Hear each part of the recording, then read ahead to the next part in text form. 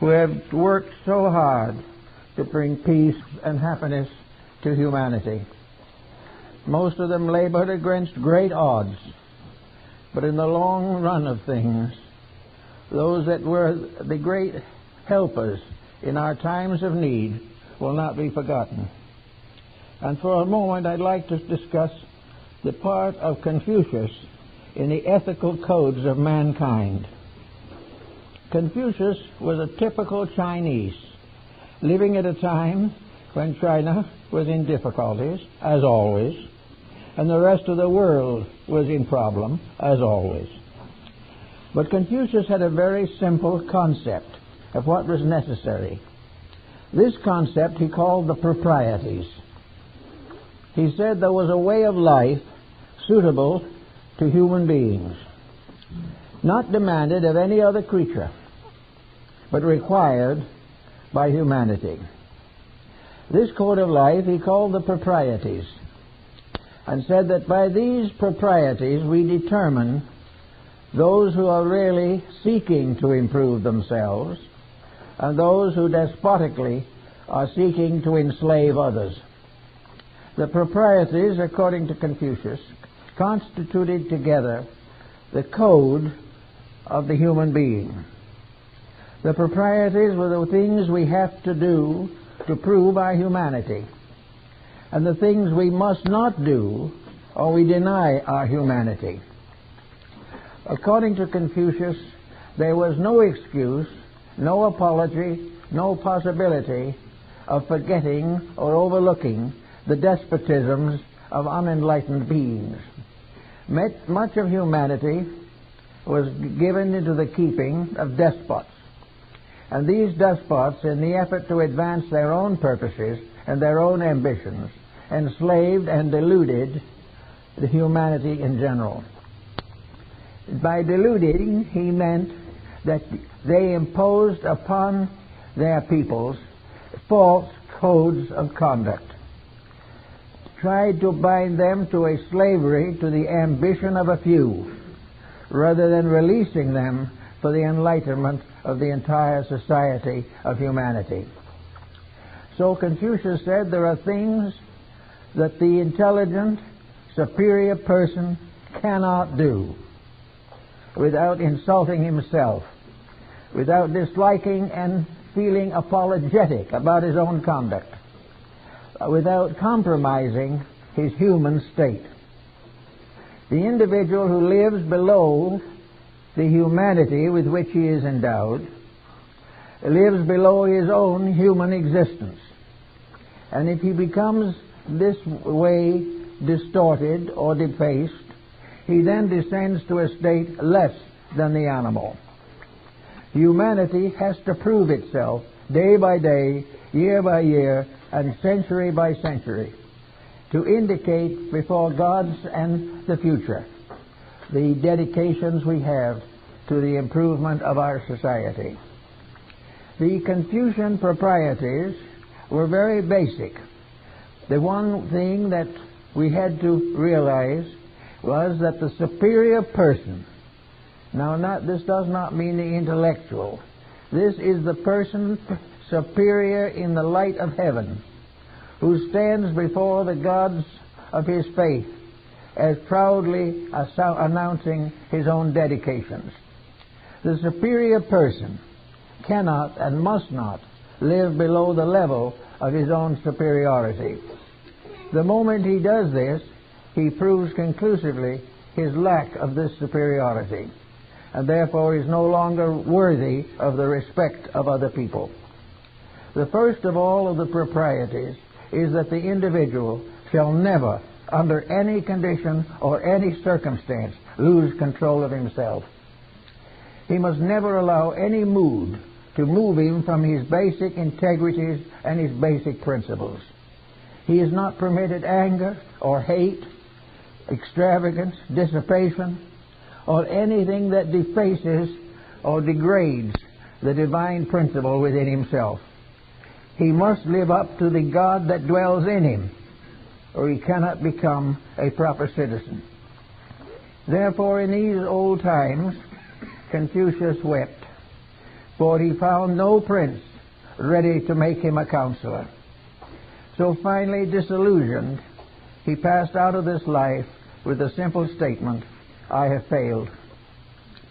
Confucius did not fail, and after he was gone, many altars and temples were built to his memory, and his tablets of stone were carefully transcribed many times for the benefit of humanity. Confucius did not live in vain, but those who forgot his message lived in vain because of that imperfection. Now, on the other side of the world, we have what are called ethical codes. These ethical codes go back for a long time. Probably one of the first is the Code of Hammurabi, king of Babylonia. The Code of Hammurabi was one of the first efforts to create a system of integrities, of honor, and of rightness in the hearts and minds of a nation. Hammurabi was very particular on his thinking. He said that if a builder constructs a house, a home, or a palace, or a temple, and the materials are inferior, and that house shall fall, or be no longer useful, or require extensive repairs, under such condition, the original builder is required and condemned, if not fulfilling his requirement, to rebuild that house free of charge and cost. For anything that is done badly, the doer must be punished. He must be required to mend everything that he breaks, correct everything that he perverts or misuses, and guard everything that constitutes his own integrity. There were all kinds of rules and laws that Hammurabi established, but they all summed up to one principle. One must be honest. Honesty is to keep the word. Honesty is to fulfill the promise. And honesty is to supply that which has been purchased and properly paid for. Now, this was long ago, and people feel that, of course, we can't live according to the rules of Hammurabi. We are a different people.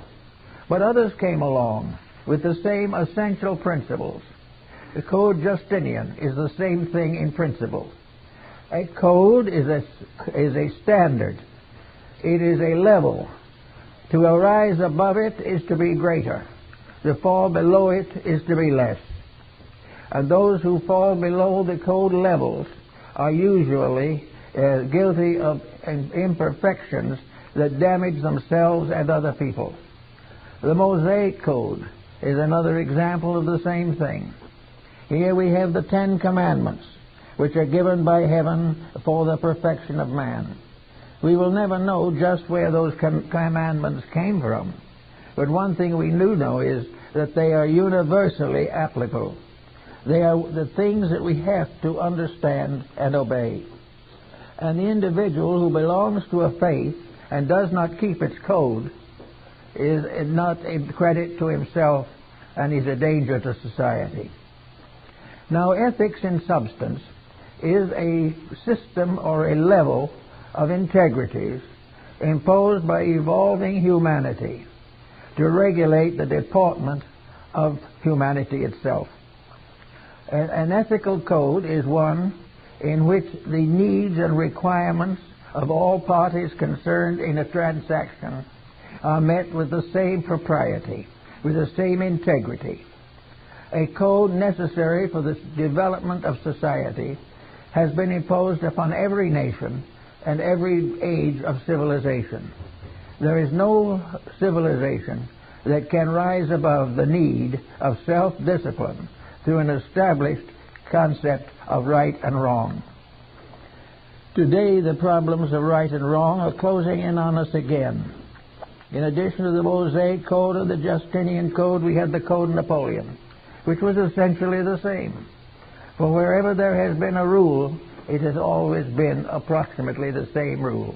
Whether in China, India, Greece, Egypt, or among the American Indians, integrities were the foundation of security. Now, if these securities are threatened, then the survival of the people is also threatened. And no individual can break the codes of life without bringing down some misfortune upon himself and endangering the security of others.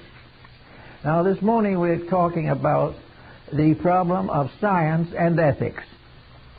This is a very interesting subject because the science of ethics is something we have never really attempted. Today we have opposed science to morality. We have indicated that we would prefer to accept materialism rather than to depend upon the deisms which supported and protected our forebears. But if we do insist upon a materialistic code of existence, then we must have a material, proper ethics. The materialism must be controlled by ethics just as any theism or deism is. The proper control of the ethics of a materialistic culture is that every pound must have 16 ounces, except the jeweler's pound. We must have all things in fairness, honesty, and integrity, or materialism fails, as all other systems have gradually deteriorated under the pressure of corruption. So if we want to be a successful materialism as a people, then we have to keep the same rules that the theist keeps. We've got to be honest, kind, fair, and just. And if we break the integrities of materialism, we destroy our system just as certainly as we corrupt the theism. We must ever and forever remember that any system to survive must be based upon integrity in some kind, because without it there can be no maintenance of the codes of civilization. Now we come to the problems of today, and we find a world that is gradually downgrading integrities. We find that everything is being sacrificed for the maintenance of a materialism which is barely endurable even now. We also realize that in this crisis that is arising in international affairs, we have no line of defense against the corrosions of abuse and misuse. Therefore, we have a right to check to see if there is some form of ethics that can help us.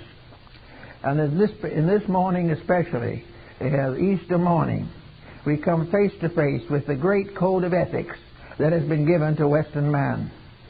We are in the presence of the magnificent account of the death and resurrection of Jesus Christ. We are in the presence of the being whom we regard as the nearest to being a perfect example of humanity as can possibly be imagined. A being that forgave his enemies, who did good to those who despitefully used him, who gave us the Sermon on the Mount and the marvelous message of the Last Supper. Therefore, we are in the presence of a great principle of integrities. And yet, materialism does not recognize the integrity of these principles. Or if it does recognize them at all, it considers them unattainable by human beings in their present state of evolution. This is completely untrue. There is no reason in the world why a system of ethics cannot be justified scientifically. Now, science more or less rejects ethics on the grounds that it is moral and metaphysical or spiritual and not provable. Yet the fact of the matter is the scientific proof of ethics is available down to the last necessary study. And anyone who wishes to prove that religion is ethical and religion is scientific can do so if they wish to give the time and thought and understanding to the problem. How then shall we try to prove scientifically the reality of idealism? How shall we demonstrate beyond all doubt that we can prove scientifically that ethics is a reality? I think the answer is very much contained in the concepts of science as laid down to us by Lord Bacon. Lord Bacon pointed out definitely that one of the great ways of demonstrating the validity or integrity of a belief is through passing it through scientific experimentalism and scientific study. In other words, it is perfectly possible to analyze religion as you would analyze any other phase of life. Politics, any economics, the professions, all can be analyzed by the same basic method. And that method is to gain through the repeated application of experiments the proof or disproof of a belief. If a belief is destroyed in the process of checking it, the belief is not true. If the belief is strengthened by repetition and demonstrated as to be scientifically adequate, then it is entitled to a reasonable and constructive hearing before the public mind. Now, it is perfectly possible to prove to the scientific thinking of an educated person the absolute necessity of ethics. We have much evidence in this condition. First of all, let us assume for a moment that we are scientists and we want to approach it this way. The first thing we have to do is to look the field over rather carefully and see what we're doing. We are trying now to prove that idealism is a practical way of life, that the individual can develop the virtues without destroying his material existence, that he can build a better civilization with principles than without them. Now, all this brings head-on into collision with materialism. But materialism itself is in a very sick condition at the moment. It has very little support from even its own believers. So we start in, we say, how do you prove something like ethics? Well, first of all, you would approach it as they might at a laboratory. You've got to examine it. You've got to study it. You've got to see how it works, what it causes, what its effects are, how it can be modified, what cannot be changed without destroying it, and make a complete study of the problem of integrity and what it means in the existence of a society. Now, there have been many things tested. We're testing the purity of water. We're testing the atmosphere. We're testing all kinds of chemicals for medical purposes. We are testing food. We are testing all types of equipment that might in one way or another affect our leisure or our business existence. We are now in the midst of a great study of computerization, which has become a tremendous fad, a fancy. It has wonderful potentials, but is already being abused. All of this scientific research that has built this up over a series of centuries, really, although the most important part has been within the last 50 years. But here we have a very careful research with its results. We have no such research in the field of ethics. We have never done anything to prove whether ethics is correct or not.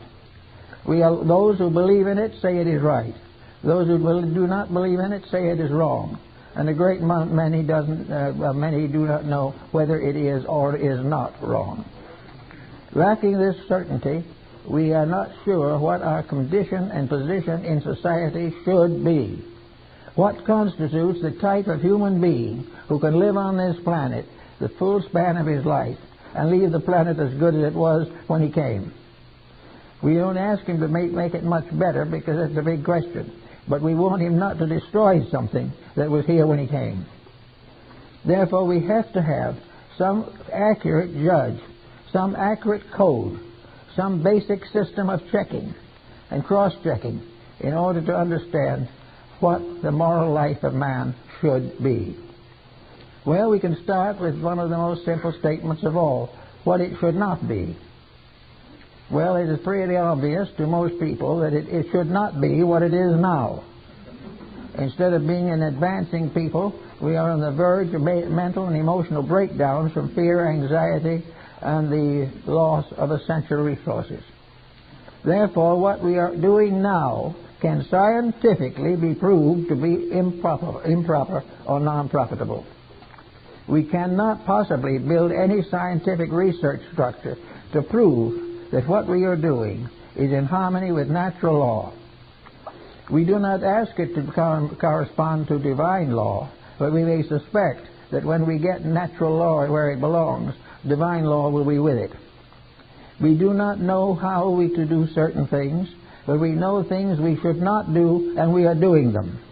We are doing the very things that are dangerous to our survival. A scientific research on some of these problems could be extended to a basic study of the essential principles involved. We have now reports coming into us that our entertainment is dangerous to our integrity. We have evidence coming in of our extravagance and of the detrimental effects of this upon our health. We are aware of the wasteful condition of our economic system, and we are in the desperate dilemma of our political structure. That with all these things wrong, I think a simple scientific statement could be worked up by 300 or 400 top scientists to sum up the one big answer: we're in trouble. It would be almost impossible for them to give any other answer. Well, trouble does not seem to be nature's principal interest. The universe is not concerned with the problem of trying to get everybody into trouble. The natural resources which we require for salvation and the perpetuation of our kind are threatened. Nature does not demand this. Nature does not demand crime, delinquency, demoralization, or the exhaustion of our available worldly resources. Nature demands only obedience to rules. And obedience to rules means obedience to ethics. Though you get to the point of obedience to rules, we come onto a scientific dilemma. The science does not wish to accept that there are rules above the ambitions of mortals. Science does not want to accept that there is an integrity in the universe. There is a consciousness, intelligence, a soul power, a divine principle somewhere out there. This is not scientifically provable, according to science. But there are ways in which it can be proven, to the satisfaction of even a scientist, if they will use the same methods that they use in establishing physical facts. The way they establish a physical fact is to see its consequences, to see what it does, how it works, what causes it, what comes out of it, and all these things, and repeat the experimentation until no doubt remains that they are basing everything upon a solid ground. So, can we prove at the present time that what we are doing has any foundation in any fact anywhere? And it would be certainly difficult for science to prove that we have any foundation upon which to build an ethical system. Now, ethics is a little different from religion, although they are closely related. Ethics has to do with both sacred and secular matters. Ethics has to do with keeping the Ten Commandments and paying your bills. Ethics has to do with how you live with your neighbor as well as how you live with God. Therefore, ethics has to do with a code or a structure of human relationships suitable to protect the security of natural resources and advance the final purpose of evolution. We must recognize this basic challenge to see what we're doing. Now, if science gets to work to find out what an ethical system is and what it can be, it has a series of research projects which could be developed over a long period of time. The first thing we might do is to prove scientifically what does not work. Now, we have plenty of evidence on that subject. We have evidence goes back at least 5,000 years, probably further. We find that almost all civilizations have made the same mistake. And as a result of that, these civilizations have fallen. Now, we like to say, I've heard people say, that the proof of the fact that these civilizations were not sound and not real was the fact they did fall. Well, that is commonly true. But we also have to realize that it's not necessarily the ethics that were to blame. It was deviation from the ethics. Most of the great nations of the world were based upon dedicated persons and their original revelations to mankind, as found in the great world teachers. And in every case, There was a period we might call a kind of golden age, a century or two perhaps, in which the dynamics of this new revelation held. Then gradually selfishness took over, and little by little the teaching was adulterated into a mismatch that had no permanent value. We can prove scientifically, therefore, that what we are doing is not working. And that's a big discovery for a great many people. Why it is not working may be the next question. And this also can be subjected to all types of statistical examination. It can be proven again and again that certain policies do not work, will not work, and are not working now. We are able to demonstrate beyond any question that dishonesty is no more fortunate today than it was 2,000 years ago. The deceiver is no more in a secure position now than he was long ago. We cannot keep the peace today for the same reason we broke it before. Everywhere we have a marvelous record of mistakes. We have a full and glowing account of everything we did wrong. And we watch as these wrongs gather up and finally destroy a civilization. So we say that civilizations were created by saints and buried by philosophers. We have to go into the circumstances of things and search for their causes. And any scientific survey of the world's history will prove conclusively that we are suffering today as we did 5,000 years ago by making the same mistakes now that we made then. And all the talking in the world will not change this fact. The only thing that can change the fact is to change the code upon which it is built. Now, the great ethical codes of the West in Melville are based upon a physical system of culture based upon an idealistic or mystical code of spiritual revelation. The simple way we're saying in this is that all great codes have a religious factor. They are not. It's not possible to bind the human being to virtue simply for the sake of being virtuous. He has to be virtuous because he believes something. He believes in virtue. He believes in integrity. He believes in the brotherhood of man and the fatherhood of a divine power. As long as these beliefs are firm, he will build a morality. But if these are compromised, his morality goes with it. So we see today a great field of compromise. It is not that we forbid religion, but we downgrade it. We permit it to go comparatively unrepresented in those very areas where it is most important. We ask people to be good, honest, and virtuous for no good reason, when the lack of these qualities results in an amassment of fortunes. We are being constantly torn between the poverty of virtue and the wealth of vice. This type of thing is not new. Croesus suffered from it. Alexander the Great, the Medicis had it. Hitler had it. And more will have it probably in the future. We are not breaking the same pattern, but we are proving scientifically by research, if we so desire, that the things that we are doing wrong are the same they always were, and the disasters are the same that they always were. So science can come to the simple ground that it is beyond doubt that if we continue to make the same mistakes, we will continue to have the same troubles. Now this can be proven. There is no exception to it known. There is no way of escaping it. There is no way of affirming that that which was done well caused trouble. Nor is there any way of affirming successfully that that which is does badly produces immediate good. The only good that vice brings is repentance. We get to be sorrowful and suffer as a result of our action. So an ethic can be built and can successfully be maintained on the basis that we all recognize that if we work from sound, constructive principles, we will have right results accordingly. If we depart from these principles, we are in trouble.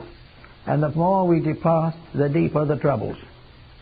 So now we need someone, preferably science, which is very well equipped to do it, to present for us consideration a program proving conclusively what we should be doing, and adding to the moral influence of the preacher the solid influence of the scientist.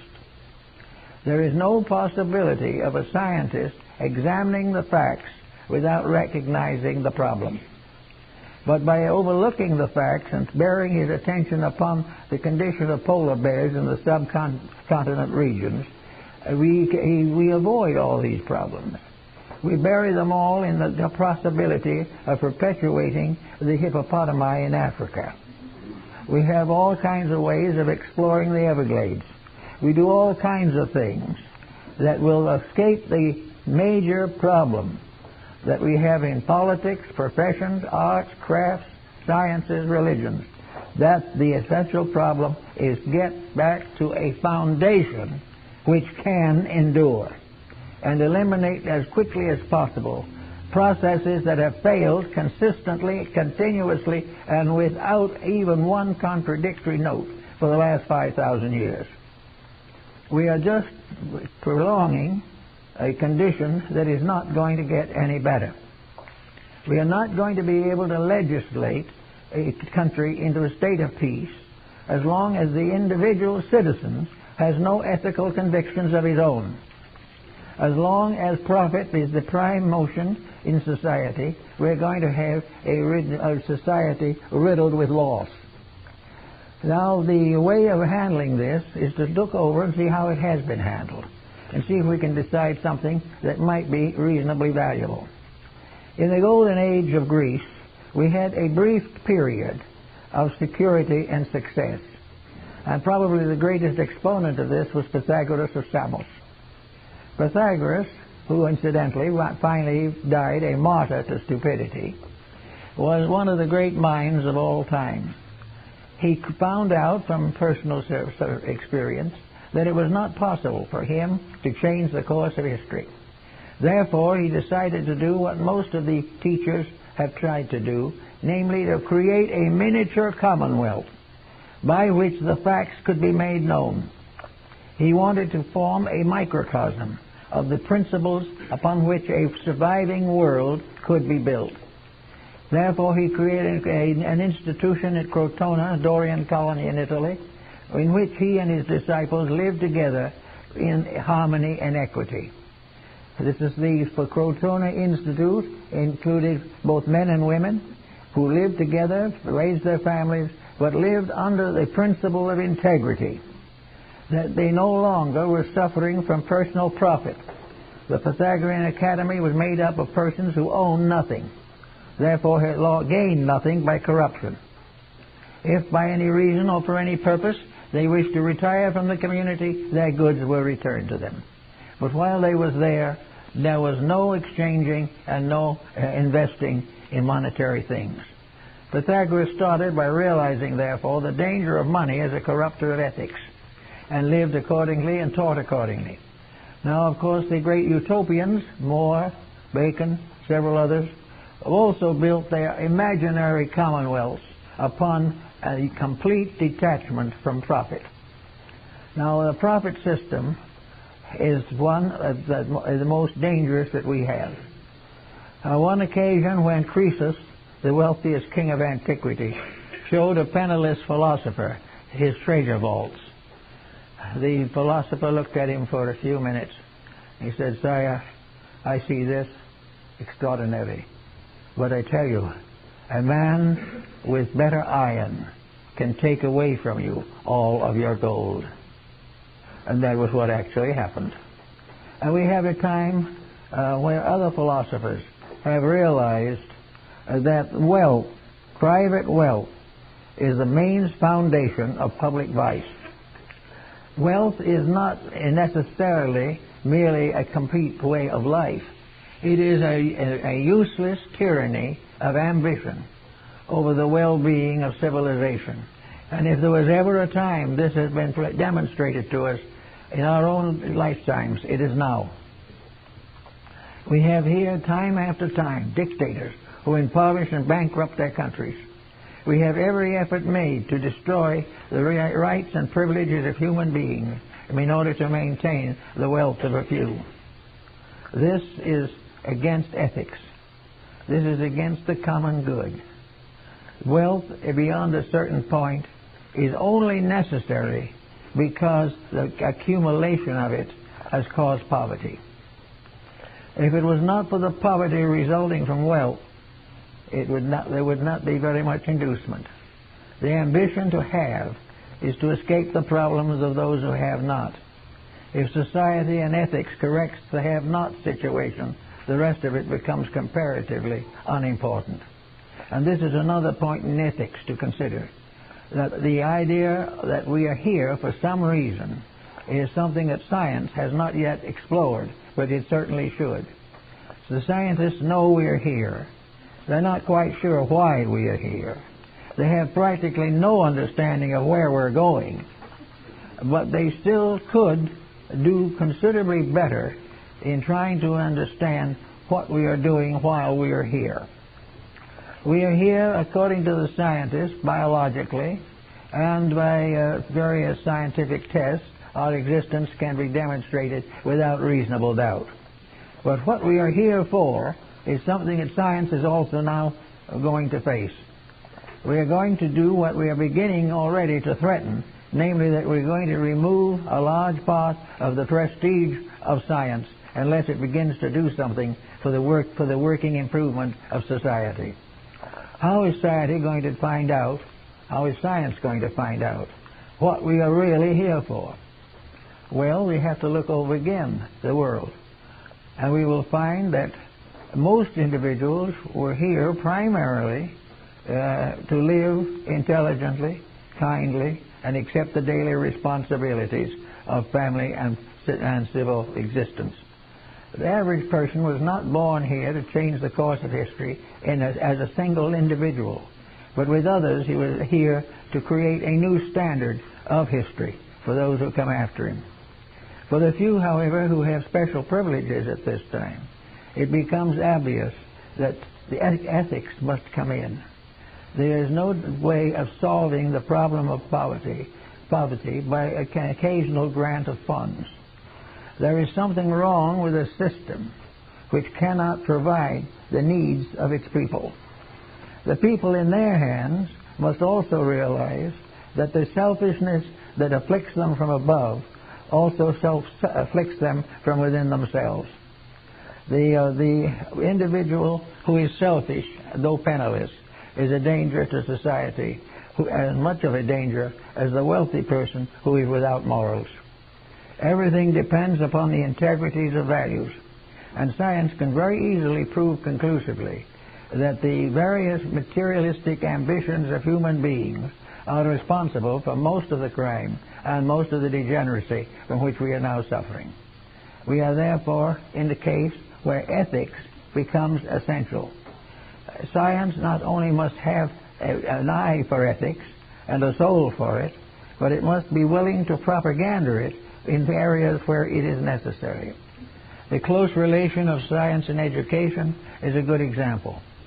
What are we doing today in a major way in education to correct the mistakes which have burdened the search for knowledge since the beginning of history? How are we preparing young people to live better than we are living? And when we say better, we don't mean in more expensive homes. We mean on a better standard of integrity and idealism. We cannot live in a material world without idealism, or the materiality will crush us. We are not supposed to. If it was intended that this material world should provide us with everything we want and everything we need, we should certainly have been given 1,000 years of life instead of 75 or 100. We are not here to build upon this earth the permanent character which is necessary to the universal plan of things. This is a grade in school. We must graduate some way, even if at the foot of the school. But we are not responsible here for a complete physical immortality. Physical immortality would only mean to lengthen the prison sentence from which we already suffer. The problem is the ethics situation by means of which we can use our experience here to prove to our own confidence and to our own satisfaction the divine plan to which we belong. We are here to grow toward reality. And in order to grow towards reality, we have only two dynamic instruments. One is religion and the other is science. And a great ethics has to combine both. A great ethics has to be based upon religious principles and scientific procedures. Science must support this concept instead of cater to an atheism or an agnosticism, which is nothing but an attempt to escape its own mistakes and to pass off its own follies as virtues. So we're here today to consider how to put something together in the form of ethics.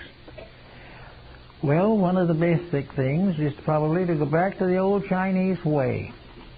The place where ethics has to begin is in the personal life of the individual. When the individual demands ethics because of his own need, he will get it. Well, even if he merely reads it out of books and does not really care about it for himself, he will have the material problems that he has today. The Chinese did very simple to put the whole thing into a family basis. In the Chinese family in the good old days, the family was far superior in its ethics to the state. The Chinese emperors were not all a seemly lot by any means. But this, according to Confucius, had no bearing upon the facts. The fact that leaders are corrupt does not justify corruption. The fact that the leader is selfish and exploits the people does not justify the people being delinquent and exploiting each other. So that we have to realize that there will always be the need for a division between the ethical and that which is not ethical. And all that is not ethical leads to pain, and all that is ethical leads to peace. And each individual has to do it.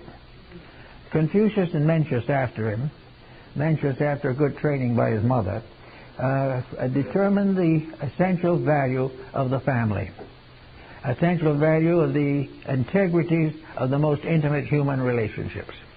In the family, today we read about child beating, we read about parents walking off and leaving their children. We find all kinds of indifference to the need of the young because the people want to go out and have fun, or have become so disillusioned with each other that they can't stand the family life any longer. All of this is something that will result finally, possibly, in the Fourth World War or something of that nature. All these little things peep together make history. And if we want a better history, we have to start in our own homes. So we think what the Chinese did, what they believed. They believed that the parents were the natural guardians and proprietors of the young, and that it was their responsibility to before heaven and the earth to see that their children received all necessary moral instruction, received all assistance needed to bring them to maturity with dignity and dedication. That each child should grow up respecting parents, venerating the gods, and working together with others for the good of humanity. Now with this we would have very little cause for argument, but nobody seems to have thought of this as a scientific statement. They have thought of it as something that was merely an ideal. But if you could take 1 million homes, test them under laboratory conditions, and impose upon them these rules, you would soon realize that you're dealing with a scientific fact.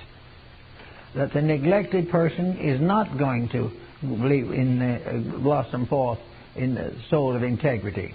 A few very strong individuals rise above the problems of their own childhood, but most are heavily influenced, especially when in today's world the temptations are much greater than the strength of character necessary.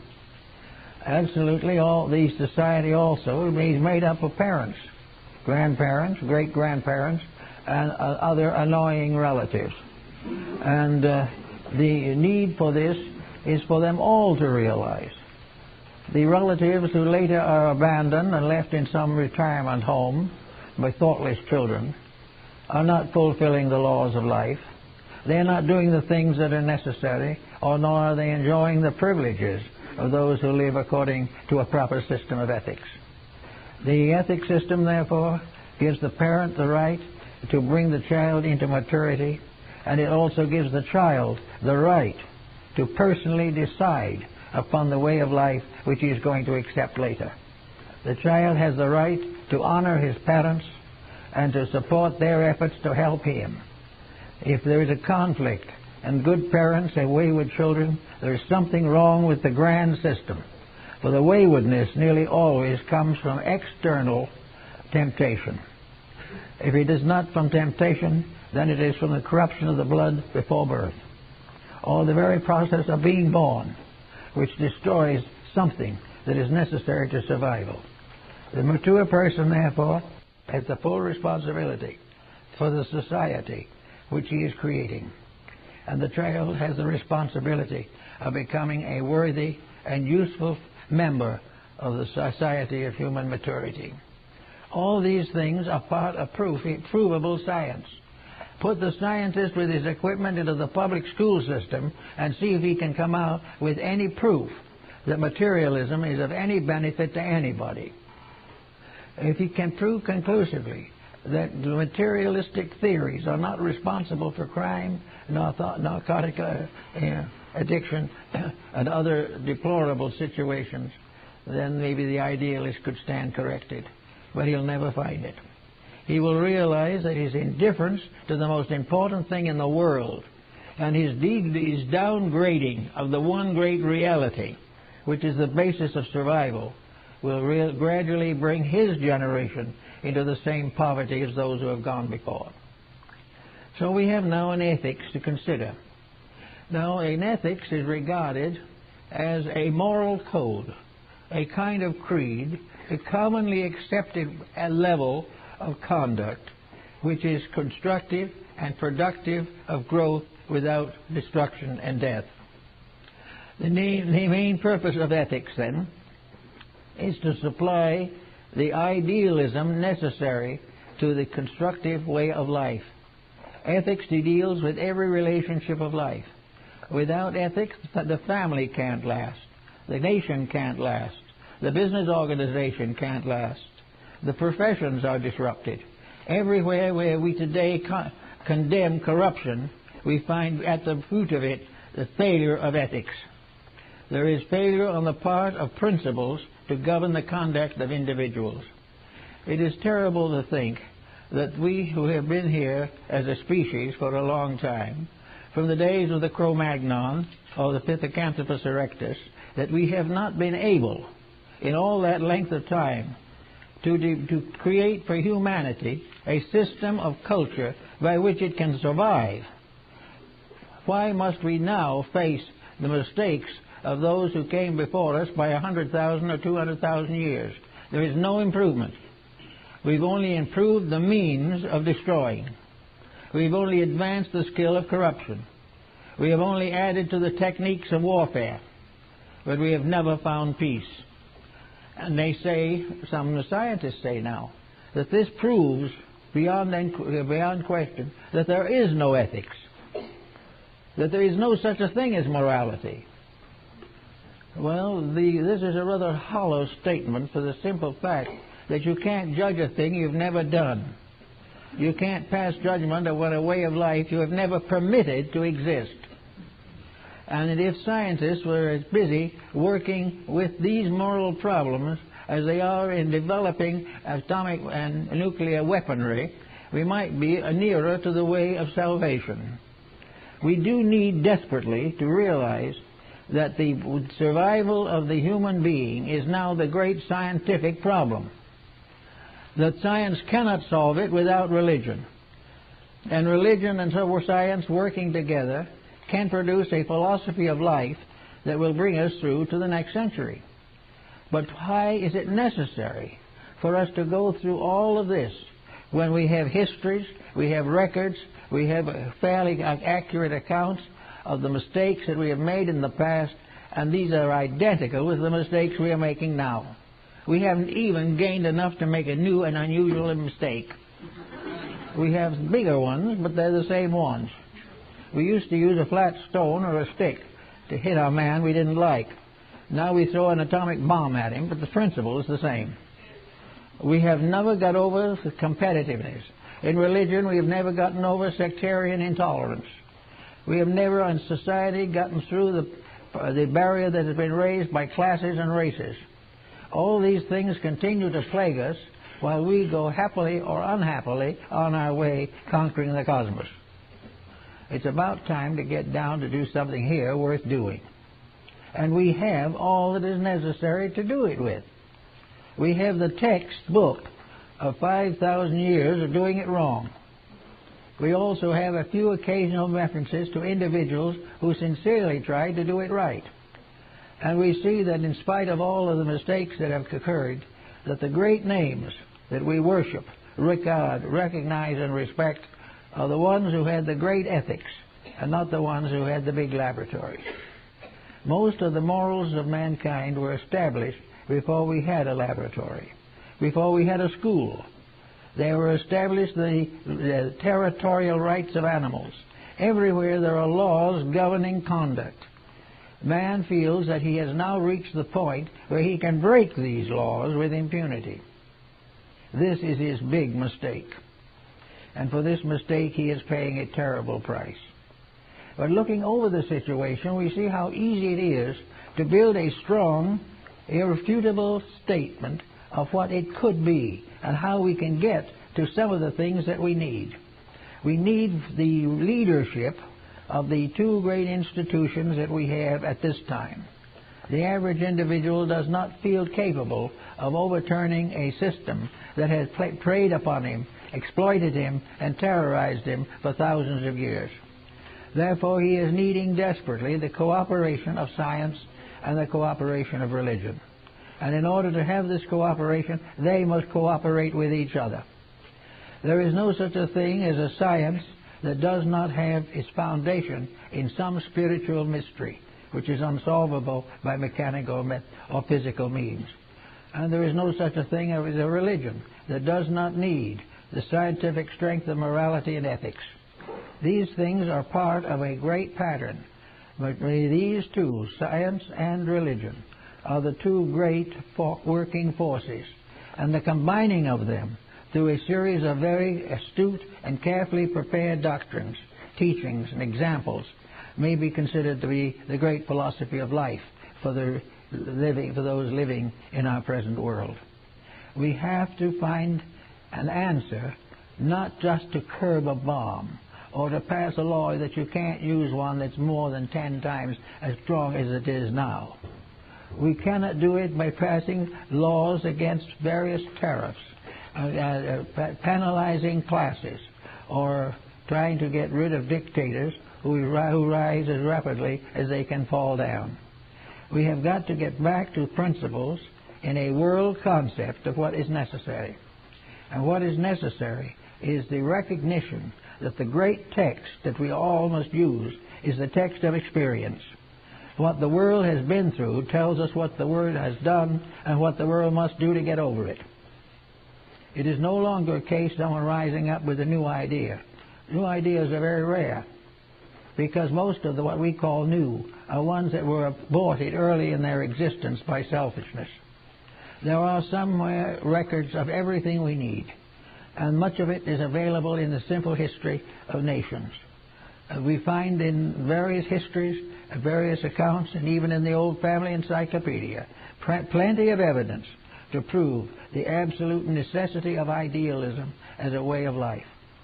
That this idealism also represents the faith in something greater than us, and also by idealism, the faith that we can be greater than we are.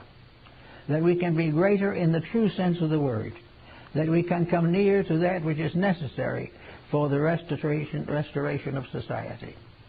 When we come to these realizations, we will be in a much safer condition than we are now. And science can do it. Anyone that can invent a computer can invent a use for it that it does more than simply to take the place of the bookkeeping. We create one discovery after another, but before we hardly have the discovery, we have locked it in the pattern of our own selfishness. Whatever we devise must be exploited, must be patented, the patents must be assailed, and there must be lawsuits, and in the end it will be, these discoveries will be used to further the very difficulties they were intended to relieve. It is all because there is no vital code of ethics. There is no realization of what is necessary. To go back to China for a moment, in the family, it was their law of life that each member of the family had its own place in the plan of things. Each one had its own duties, its own responsibilities. It was necessary that each one should recognize the hierarchy of family descent, that each one should be always in a certain mood. Now, as the Chinese were kind of difficult people, some of them. They weren't all easy. And to be a good Chinese family's older son was quite a trick. There's a lot of things had to happen before this could be accomplished. And one of the things that had to happen was patience and acceptance of responsibility. A Chinese son was not permitted to have arguments and fights and knockdowns with his family. He was not permitted to be uncivil regardless of his condition. He could not be violent. He could not do anything but prove to all concerned that he was greater in his contribution of integrity to anything that could be turned against him. He had to be right in terms of the great ethics, the ethics of heaven, that the gods must lead and humanity must follow. But when mankind tries to lead and make the gods follow, there's trouble, because there's no way of doing that without destroying the integrities of life. We are therefore now facing another problem in the situation of ethics, which will require considerable adjustment in the next few years. We're talking about ethics in the 21st century. We are looking for new ways of developing the realities of life. Well, if we want to borrow a little something from Mencius, or for an idea or two from Buddha, or perhaps something from Akhenaton, to help us find out what we ought to do in order to meet this new century, then we would be undoubtedly told very definitely that we would be required and expected to rectify our own character. We would have to become better people because we would have to deserve a better world. And while we join happily with all the world breakers, no, they will not gain the end we want. We have to rectify personal conduct. We have to make certain that in our own lives we are keeping the rules of universal ethics. And universal ethics is basically honesty. It is mental honesty, physical honesty, emotional honesty. It is also the acceptance within ourselves of the responsibility of setting the right example at all times. To discuss any subject that we do not fulfill in conduct is a waste of time. To tell people to behave themselves and then misbehave ourselves is a total loss. The individual must become a self-controlling, self-directing instrument of policy and purpose. Each of us, in a way or another, is maintaining or tearing down the social systems to which we belong. We are becoming helpful or helpless. We are adding or subtracting. And at the present time, we have created a tremendous interval. On the one hand, those who have, and those on the other hand who have not. And the very wars and commotions and revolutions and rebellions that are troubling us at the present time, with the many, many individuals fleeing for refuge to some other country. We find more progressive countries heavily burdened with those attempting to escape tyranny. Now all this is part of a family feud. The planet is one family. Nations are merely parts of a vast family. And when problems arise in one part of a family, it is necessary for all parts to cooperate for a solution. Now, unfortunately, in many cases, we are not cooperating for a solution. We are exploiting the animosities of other nations in order to create better markets and do various things that seem to be expeditious at the moment. Nothing that is contrary to ethics is best for the moment or any other time. And as we watch, we find that the compromises of principle resulting from the emergencies of the moment are simply adding to the trouble and making the collapse more immediate. We have to start in somewhere to do the very best that we can. And therefore there should be educational material available in the public school. The public school is the source of the young people who are going to have to take over this world in the early years of the next century. These young people should not go out with nothing but the ignorance which we now use as the standard of graduation. They should not go out without integrities and without idealisms. Now we are told, of course, that it is not right to teach religion in the public school. I think this is a mistake. It's not the religion we're worrying about. It's theology. Theologies conflict. Religion does not. There is probably not one person in 100 who is considered seriously religious, whose basic principles differ from those of others equally religious. The Buddhist has the same code as the Christian. The Jew works with the same Old Testament as the Christian. The Brahmin and the Hindu has the same code of integrities. They have the same consideration for the young. They have the same honor for virtues. We find it in Japan, in Buddhism, and in Shinto.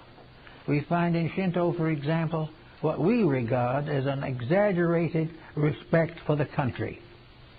We feel that the Shintoists, about 60 or 70 million of them, are really going to get very, very foolish, because their philosophy means that their religion is based upon the protection and security of the nation, not a personal condition. The Shintoist believes that he is part of a system which protects the world in which he lives. Well, it seems about that might not be a bad little note to add to our problem, that we are here not only to become religious for our own sake, but to add something to the positive recognition of our responsibilities of citizenship and our responsibilities of family and friendship. That a good friend is an honor to a nation. An enemy is an enemy to the state, even though it be limited to someone we don't like. All the negative things danger the whole. The good things advance the whole. Then we find other religions in different places, whether it's the American Indian with his simple creed, or the South African with his, or whatever it may be. Almost all religions have the same message. They have the same message: be honest, be kind, pay your bills, respect the rights of others, worship God, take care of your children, and refrain from avarice, selfishness, and moral corruption. Now, these types of things are not just the beliefs of a people. They are the foundations of an enduring culture. We have tried doing without them, and we're in this most serious trouble. And the only ones in our communities who are not in that trouble are those who have kept these principles or have come to know them and honor them. So we have to really get down to a world ethics, certainly to a national ethics. This should be taught in the public school. It should apply to the election of officials to government. It should be taken by all of the professions, the law profession, the medical profession, all the great systems of specialized learning that we have should be bound together by one tremendous moral truth, ethics, namely that no one in any of those professions shall abuse power, shall abuse wealth, shall overcharge for his services, or participate in any corruption or compromise of the ideals of peace and brotherhood. These facts can be proven, and we can prove that these things do work. And of course, in Christianity, which we are especially honoring today, we realize how definitely a dedication of a handful of dedicated and devout persons has resulted in the largest religion the world has ever known.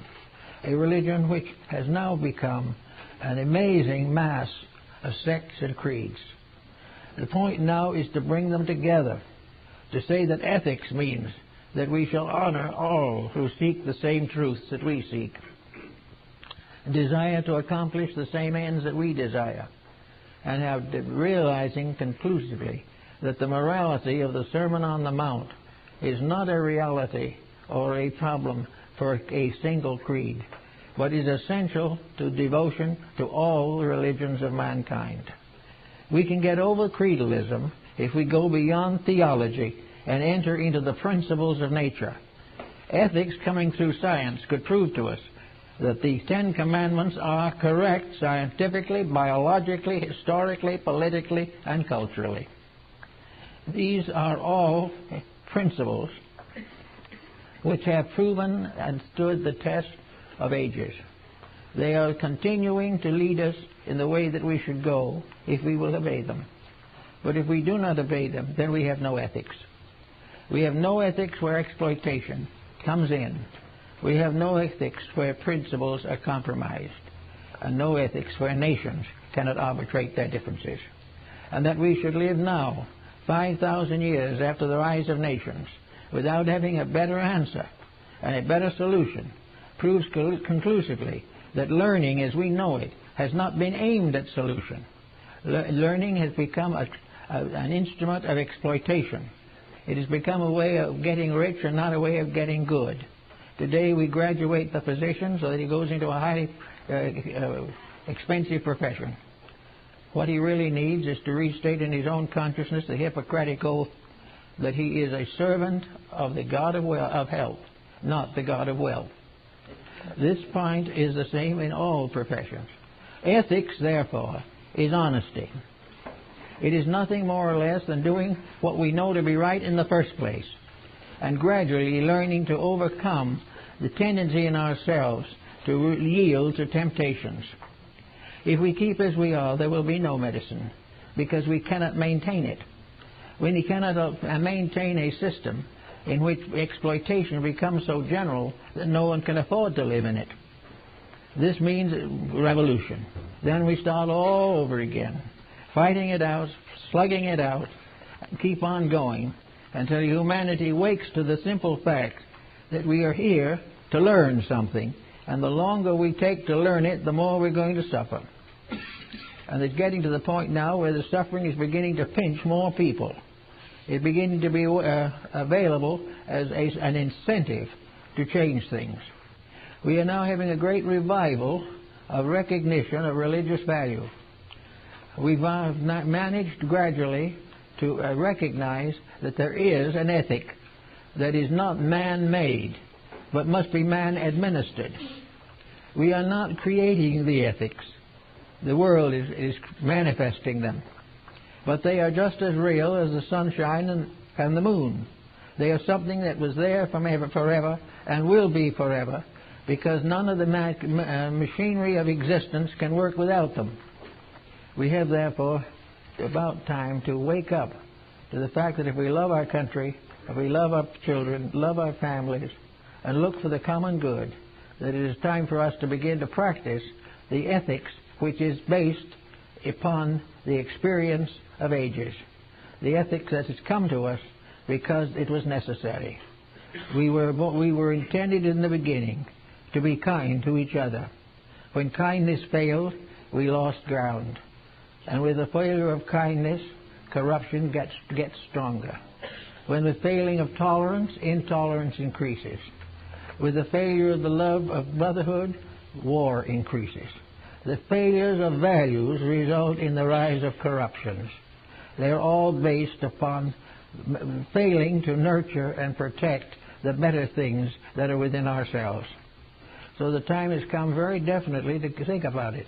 And we might ask some of our big scientists sometime to make a good graph of what it would be like if we could see the scientific development of integrity, the scientific value of ethics, and how we can prove beyond any reasonable doubt that we cannot achieve civilization without a principle or a code that justifies existence. We have over 150 nations now, most of them in trouble, nearly all of them struggling for existence against what seem to be insurmountable obstacles. 24 hours of world honesty would cure most of it. It would give it a little breather, and people would see what it was like if instead of fighting over their differences, they united over their common needs and responsibilities. We have built a competitive system in a world in which ethics alone can succeed. We cannot compete and survive. Cooperation and not competition is the life of trade.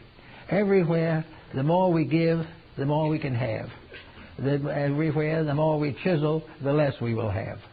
Everything can be scientifically proven. We can prove every ethics and every morality of importance in the history of the world, that these things were the truth and competition was a lie. That we are a materialistic civilization is an untruth. We are actually the visible manifestation of a divine program. We are here because of the integrities of a universal law much greater than ourselves. If we destroy the world on which we live, it will not be the vengeance of God, but the corruption of mortals. If we want to preserve this to a better way, then we must preserve it by our own integrities. We created the world because the deities found it necessary to give us this environment. We have continued in this world hoping and suffering and doubting because of our own abuses of something essentially good, proper, and generous in the beginning. We now must take the world that we have torn apart and put it together again. And if we haven't the courage and the wisdom and the insight to do this, we will not have a better generation to come. Ethics means the victory of kindness over cruelty, of love over hate, of good over evil, and of the immortal principles of faith over the mortal principles of corruption. We are a divine creation, and when we became the prodigal son and wasted our provinces and properties in riotous living, we destroyed the purpose for which we were created. This purpose must be revived and restored. We cannot do it unless learned professions join in helping us to make this possible. We've got to give it a start. If we could get 10 years of it well established in our public school system, we would be much safer when we go into the next generation.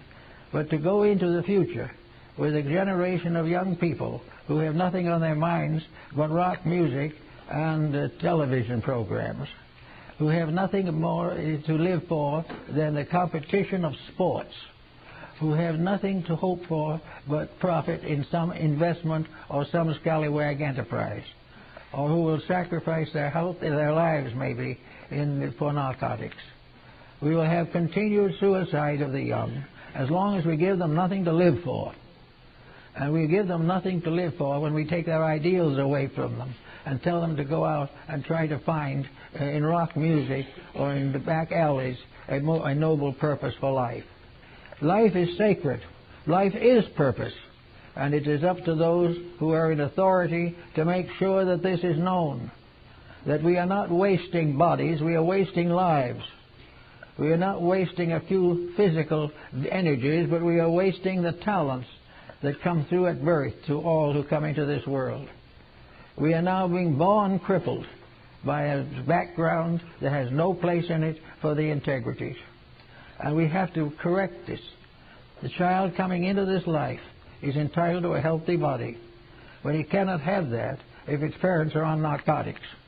The child coming in is entitled to a good education, but it cannot have that when every ideal is cut out of the classroom. The child coming in is entitled to a good job, one suitable to his attainments and made possible by moderation in all things. If he cannot have a decent job and cannot live on the level of integrities, he is bound to get into trouble. The great wealth at one end and the great poverty of the other are monuments to ignorance, monuments to corruption, and complete failures in religion and ethics. That they were allowed to endure is simply because they cater to the weaknesses of human nature, and we have not been given the incentives to strengthen our inner resources. We have within ourselves the power to be anything that we really want to be, but we have not been given the inspiration to want to be anything. therefore, as the waiting, hopefully, for the resurrection of the world. And the symbol of the resurrection is now this Easter Sunday. And on this Sunday, we hope that a spirit of resurrection will touch the affairs of mortals, so that we will begin to bring our deeds into the mean of our needs, that we will continue to grow as we were intended to grow, and in the due course of time fulfill the noble destiny for which we were created. All these things must come, and today we need an ethics, and science can give us absolute proof that our mistakes cannot succeed, that our troubles will only end when we stop causing them. And if this is caught in mind, I think we have something to build towards another Easter with greater hope. Thank you.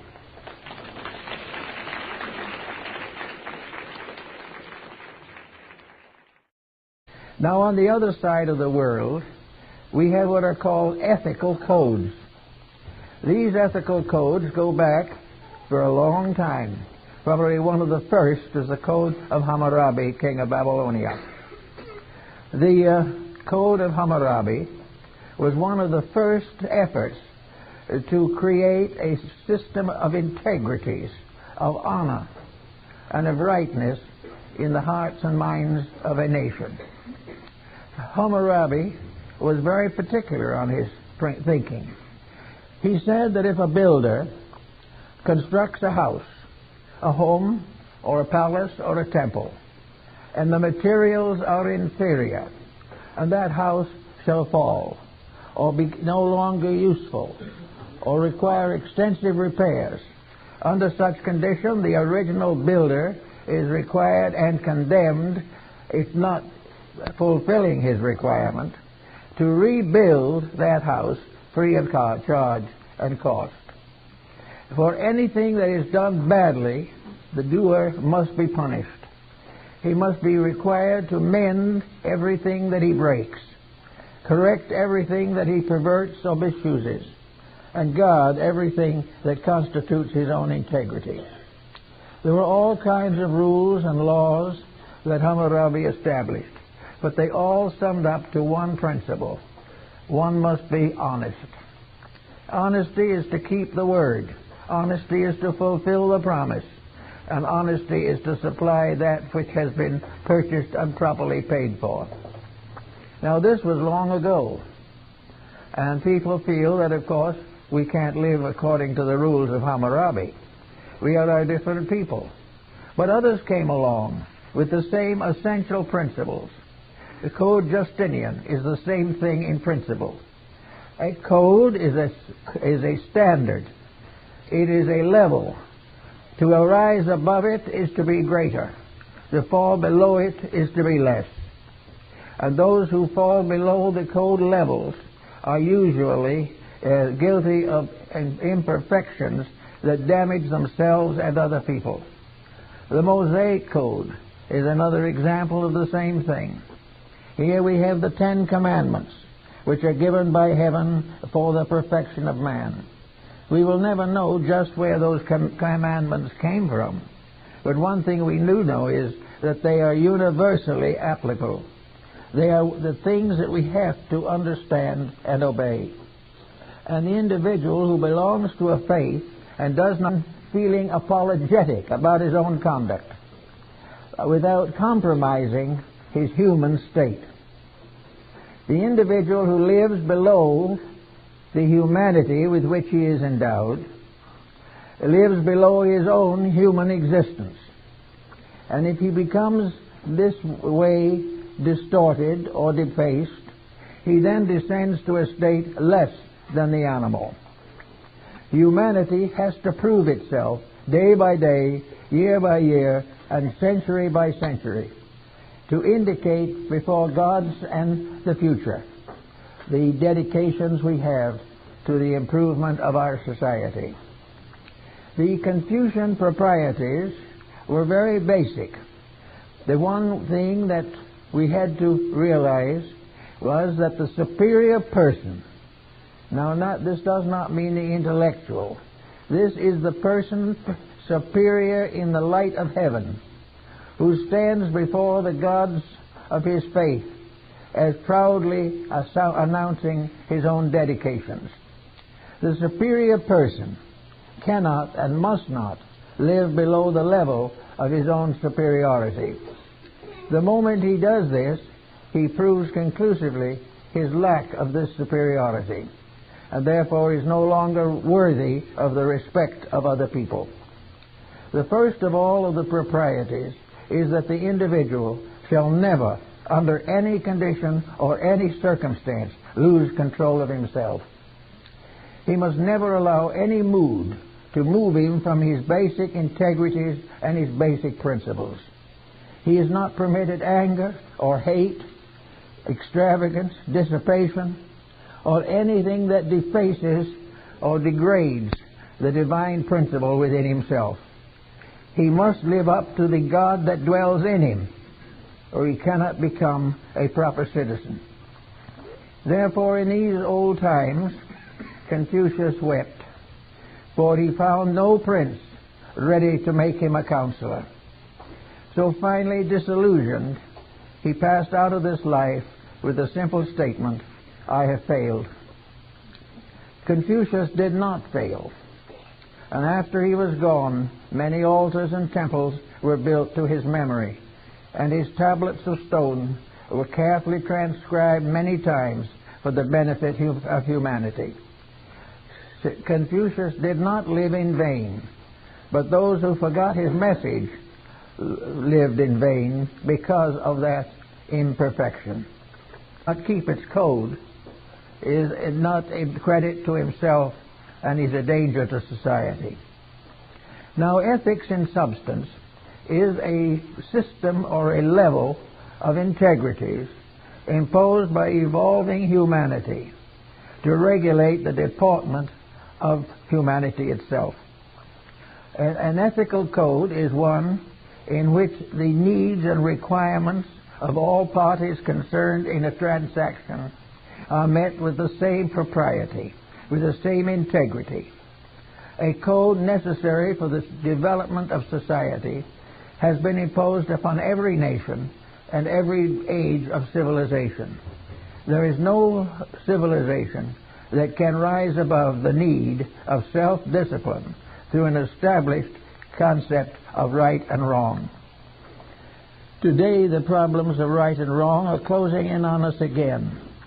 In addition to the Mosaic Code and the Justinian Code, we had the Code Napoleon, which was essentially the same. For wherever there has been a rule, it has always been approximately the same rule, whether in China, India, Greece, Egypt, or among the American Indians. Integrities were the foundation of security. Now, if these securities are threatened, then the survival of the people is also threatened. And no individual can break the codes of life without bringing down some misfortune upon himself and endangering the security of others. Now, this morning we're talking about the problem of science and ethics. This is a very interesting subject because the science of ethics is something we have never really attempted. Today we have opposed science to morality. We have indicated that we would prefer to accept materialism rather than to depend upon the deisms which supported and protected our forebears. But if we do insist upon a materialistic code of existence, then we must have a material, proper ethics. The materialism must be controlled by ethics just as any theism or deism is. The proper control of the ethics of a materialistic culture is that every pound must have 16 ounces, except the jeweler's pound. We must have all things in fairness, honesty, and integrity, or materialism fails, as all other systems have gradually deteriorated under the pressure of corruption. So if we want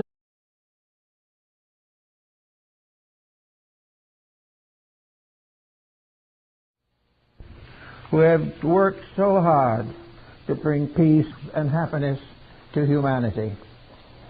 Most of them labored against great odds. But in the long run of things, those that were the great helpers in our times of need will not be forgotten. And for a moment, I'd like to discuss the part of Confucius in the ethical codes of mankind. Confucius was a typical Chinese, living at a time when China was in difficulties, as always, and the rest of the world was in problem, as always. But Confucius had a very simple concept of what was necessary. This concept he called the proprieties. He said there was a way of life suitable to human beings, not demanded of any other creature, but required by humanity. This code of life he called the proprieties, and said that by these proprieties we determine those who are really seeking to improve themselves and those who despotically are seeking to enslave others. The proprieties, according to Confucius, constituted together the code of the human being. The proprieties were the things we have to do to prove our humanity, and the things we must not do or we deny our humanity. According to Confucius, there was no excuse, no apology, no possibility of forgetting or overlooking the despotisms of unenlightened beings. Much of humanity was given into the keeping of despots. And these despots, in the effort to advance their own purposes and their own ambitions, enslaved and deluded the humanity in general. By deluding, he meant that they imposed upon their peoples false codes of conduct, tried to bind them to a slavery to the ambition of a few, rather than releasing them for the enlightenment of the entire society of humanity. So Confucius said there are things that the intelligent, superior person cannot do without insulting himself, without disliking and to be a successful materialism as a people. Then we have to keep the same rules that the theist keeps. We've got to be honest, kind, fair, and just. And if we break the integrities of materialism, we destroy our system just as certainly as we corrupt the theism. We must ever and forever remember that any system to survive must be based upon integrity in some kind, because without it there can be no maintenance of the codes of civilization. Now we come to the problems of today, and we find a world that is gradually downgrading integrities. We find that everything is being sacrificed for the maintenance of a materialism which is barely endurable even now. We also realize that in this crisis that is arising in international affairs, we have no line of defense against the corrosions of abuse and misuse. Therefore, we have a right to check to see if there is some form of ethics that can help us. And in this morning especially, Easter morning, we come face to face with the great code of ethics that has been given to Western man. We are in the presence of the magnificent account of the death and resurrection of Jesus Christ. We are in the presence of the being whom we regard as the nearest to being a perfect example of humanity as can possibly be imagined. A being that forgave his enemies, who did good to those who despitefully used him, who gave us the Sermon on the Mount and the marvelous message of the Last Supper. Therefore, we are in the presence of a great principle of integrity. And yet, materialism does not recognize the integrity of these principles. Or if it does recognize them at all, it considers them unattainable by human beings in their present state of evolution. This is completely untrue. There is no reason in the world why a system of ethics cannot be justified scientifically. Now, science more or less rejects ethics on the grounds that it is moral and metaphysical or spiritual and not provable. Yet the fact of the matter is the scientific proof of ethics is available down to the last necessary study. And anyone who wishes to prove that religion is ethical and religion is scientific can do so